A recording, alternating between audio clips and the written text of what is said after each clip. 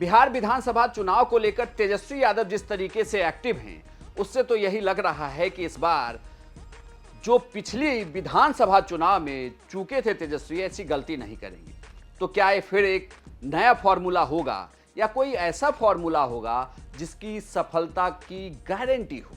नमस्कार, प्रणाम, बिहार तक देख रहे हैं आप। मैं हूं आपके साथ इंद्र मोहन। आरजेडी एमवाई समीकरण को अभी तक छोड़ नहीं पाई, यानी कि मुस्लिम और यादव वोटरों के बदौलत चुनाव में करिश्मा करती रही है वो, और इन वोटरों का भी जुड़ाव आरजेडी के साथ रहा है। हालांकि जेडीयू ने भी इसमें कई सेंधमारी करने की कोशिश की थी, लेकिन इस बार विधानसभा चुनाव में इसे छोड़कर अब कहा जा रहा है कि तेजस्वी यादव, या यूं कहें कि लालू यादव की अध्यक्षता वाली आरजेडी पीडीए फॉर्मूला पर काम कर सकती है। यानी कि वो फॉर्मूला जो अखिलेश यादव ने उत्तर प्रदेश में चलाया और वो सफल भी रहा कुछ हद तक लोकसभा में।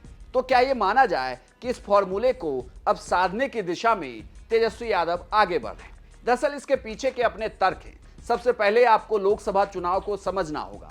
लोकसभा चुनाव में तेजस्वी यादव की पार्टी आरजेडी ने कुशवाहा कैंडिडेट पर अपना दांव लगाया। सबसे ज्यादा कुशवाहा कैंडिडेट को टिकट दिया और उसका फायदा भी हुआ कि अभय कुशवाहा चुनाव जीत गए, और इसके जरिए उन्होंने एनडीए के खेमे के दो बड़े कुशवाहा नेता, बल्कि उप मुख्यमंत्री सम्राट चौधरी और कुशवाहा नेताओं की दम पर सियासत करने वाले उपेंद्र कुशवाहा तक को साइड का रास्ता दिखा दिया, यानी कि पटखनी दे दी। उसके बाद अगर बात करें तो महागठबंधन में मल्लाह वोटरों को साधने के लिए इनके पास मुकेश सहनी है। मुकेश सहनी के जरिए ये अति पिछड़े वोट को साध सकते हैं। पीडीए में जो पिछड़ा, दलित और अल्पसंख्यक का वोट है, इसमें तो अल्पसंख्यक इनके पास हैं।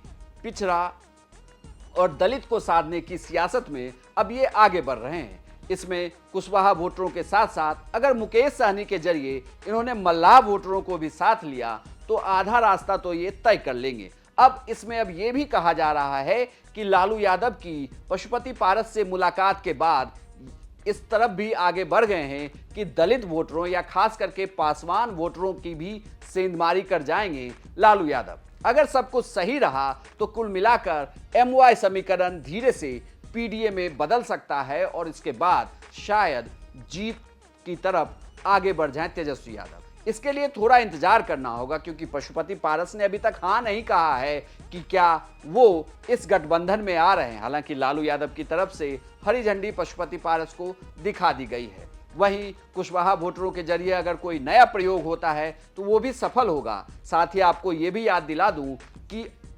अग्रणी जातियों के वोटरों को साधने के लिए आरजेडी के प्रदेश अध्यक्ष जगदानंद सिंह हैं, जो राजपूत जाति से आते हैं।